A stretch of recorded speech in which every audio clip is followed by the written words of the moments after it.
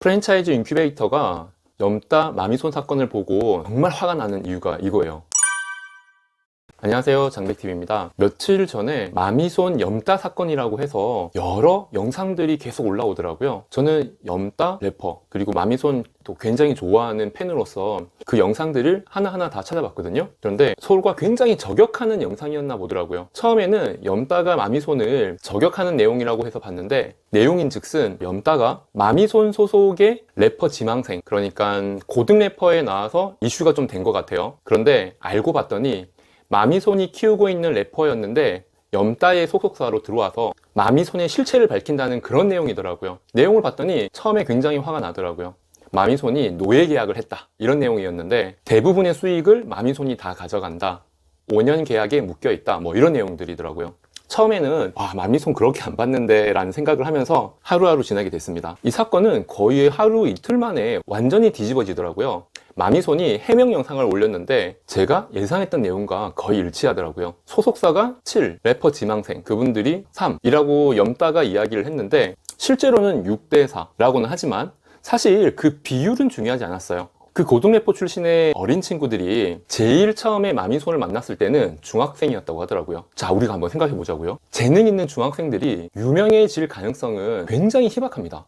왜냐면 기회가 많이 없잖아요. 단지 랩을 잘한다고 해서 이슈가 되기에는 쉽지 않은 시대예요. 스타일도 만들어야 되고 사업에 필요한 행정적인 준비도 해야 될 테고 누군가한테 가르침도 배워야 할 나이고 또 어떤 이슈를 만들기도 해야 되는데, 그 중학생들은 마미손을 만나면서 엄청난 기회를 잡았다고 생각이 듭니다. 처음에 마미손의 입장에서는 그냥 코올릭의 애기들이었을 가능성이 크죠. 그런데 랩을 하는 걸 보니까 재능이 있어 보이는 거예요. 그래, 이제부터 이 아이를 잘 가꾸어서 멋진 래퍼로 만들어야지. 그렇게 마음 먹고는 바로 돈을 벌어들일 수 있는 건 아닐 거예요. 글쎄요, 한 1년 정도는 최소한 가르쳤겠죠.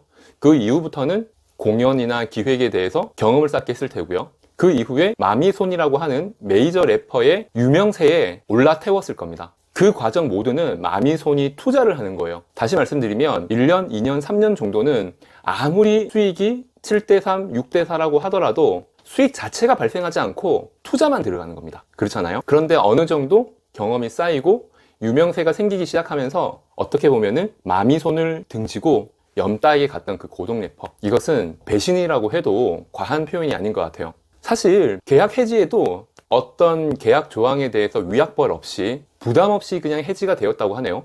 그럼에도 불구하고 염따에게 가서 마미손에 대한 저격 영상을 만드는 것, 이것은 제가 프랜차이즈 인큐베이팅 사업을 하면서 정말 동변상련을 느껴요. 왜냐면 프랜차이즈 사업 마찬가지거든요. 저는 동네에 작은 맛집이 가능성이 있다라고 판단이 되면은 그 가게를 프랜차이즈 기업으로 만드는 일을 하고 있습니다. 그러니까 동네 맛집은 처음에 아직 다듬어지지 않은 그 중학생 래퍼가 되겠죠. 마미손은 그런 중학생들을 수백 명 아니면 수천 명은 만나봤을 거예요.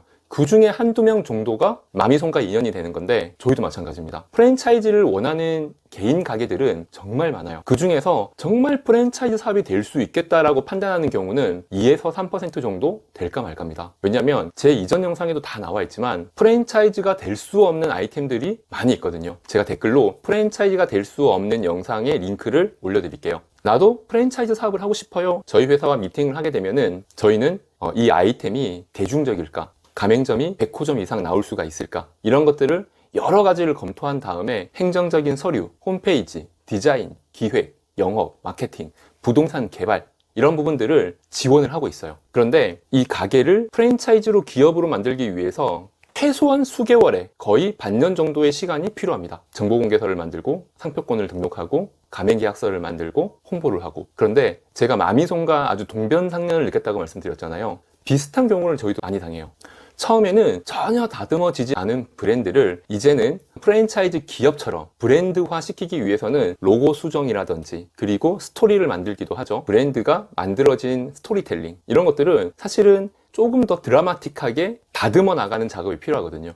그리고 홈페이지 기획이 들어가고 홈페이지 디자인이 들어가겠죠? 홍보물도 들어갈 거예요. 카탈로그 작업이라든지 마케팅, 그리고 가맹사업법에 맞게 가맹 계약을 해야 됩니다. 위법사항이 생기면 안 되니까요. 그렇게 해서 수십 개 매장이 만들어졌는데 이제 와서 내가 잘해서 잘한 사업이다, 내가 잘해서 프랜차이즈 기업이 되었다, 매장을 한 개 운영하시던 분이 수십 개 가맹점이 생기고부터는 뒤돌아서는 거죠. 그런 기업들이 종종 있어요. 그 고등 래퍼든 프랜차이즈를 준비하는 분이시건 자기 객관화가 굉장히 중요합니다. 내가 지금 잘하는 것과 더 중요한 거, 내가 못하는 게 뭔지, 이걸 정확하게 이해한다 그러면 오랫동안 함께 할 수가 있어요. 자, 여기에서 만약에 그 고등 래퍼가 유명해지지 않았다고 생각을 한번 해보죠. 가수가 되지 못하고 어떤 이유에서건, 그러면 그동안 투자했던 마미소는 안 됐으니까 그만이 아니라 그동안의 시간과 노력과 비용은 고스란히 손실로 남게 됩니다. 인큐베이팅 회사도 마찬가지예요. 열심히 기획하고 준비하고 영업을 했는데 결국은 프랜차이즈 기업이 안 되는 아이템들도 있거든요. 그러면